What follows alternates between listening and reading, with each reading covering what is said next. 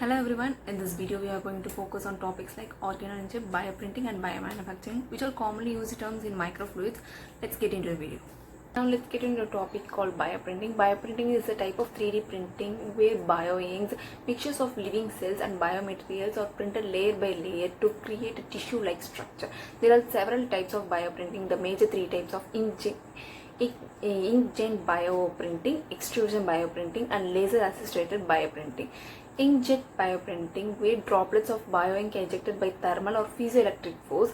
Extrusion bioprinting, bioink is pushed out by a continuous filament.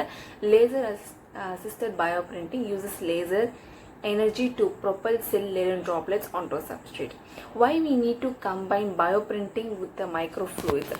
Bioprinting alone may not replicate the fine scale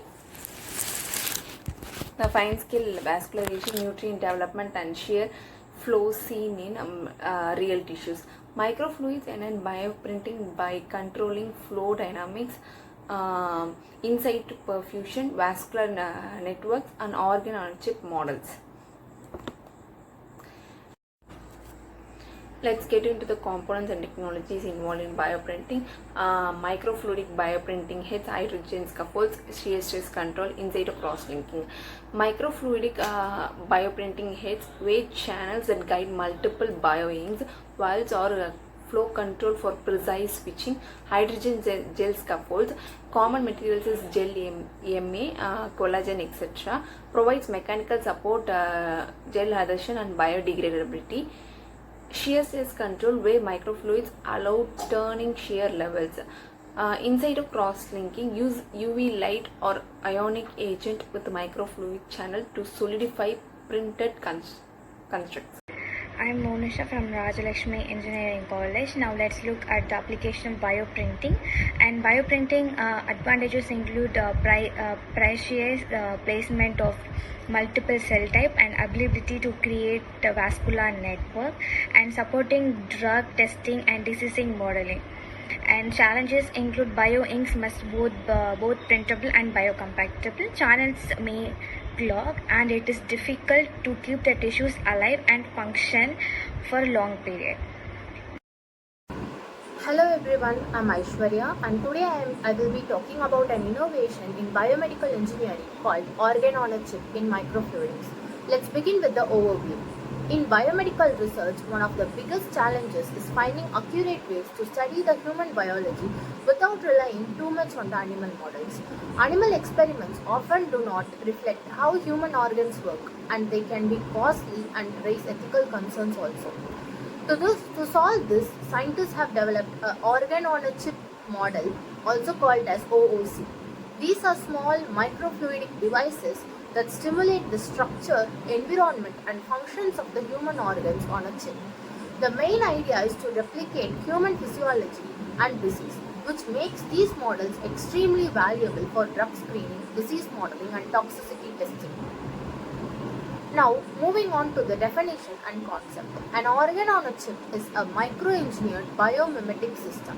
It consists of small chambers that are continuously perfused with fluids and lined with living human cells. These cells are arranged in a way that mimics the real tissues and organ functions. Most of these devices are built using a flexible and transparent polymer called as PDMS or polydimethylsiloxane. This material is biocompatible and allows the researchers to observe the cells under the microscope while experiments are running.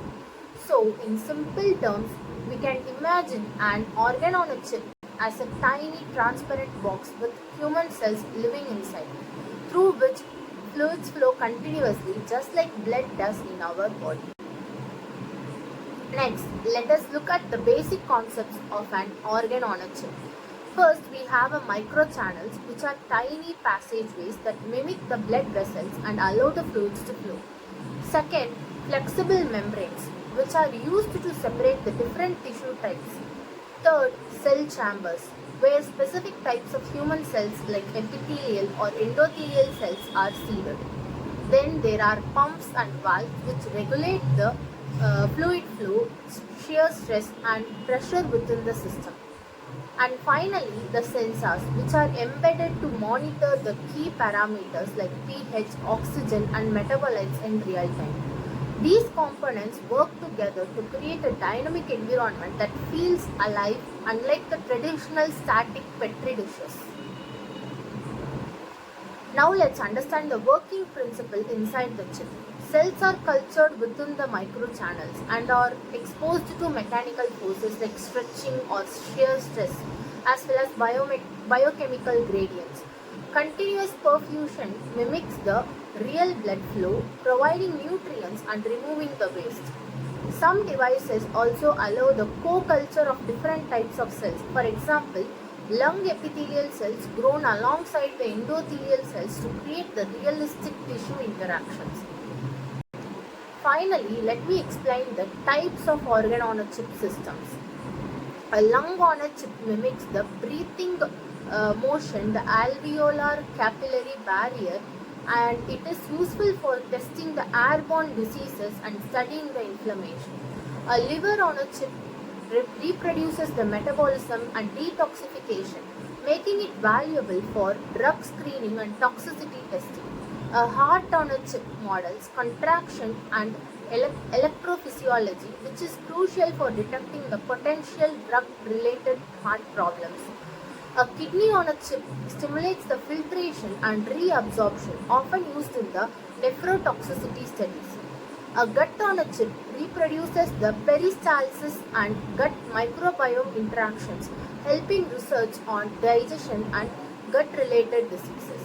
And lastly, a brain on a chip mimics the blood-brain barrier, making it possible to study the neurological conditions and test drugs targeting the brain. Now let's look at the application of organ on chip. And organ on chip advantages are it creates a realistic microenvironment and use very small sample volume and provides a real-time monitoring with sensor, and most importantly it reduces the needs for animal testing. And challenges are fabrication is complex and costly. Human cell sourcing is not always reliable, and there is still no standard protocol for all labs. Hello, I'm Divyashi. Let's begin with a quick overview. Biomanufacturing simply means using living cells or biological systems to produce important products like vaccines, proteins, or biomaterials. When this process is combined with microfluidics, it happens on much smaller scale inside tiny microfluid channels, which makes it more controlled and efficient. Now let's look at the components.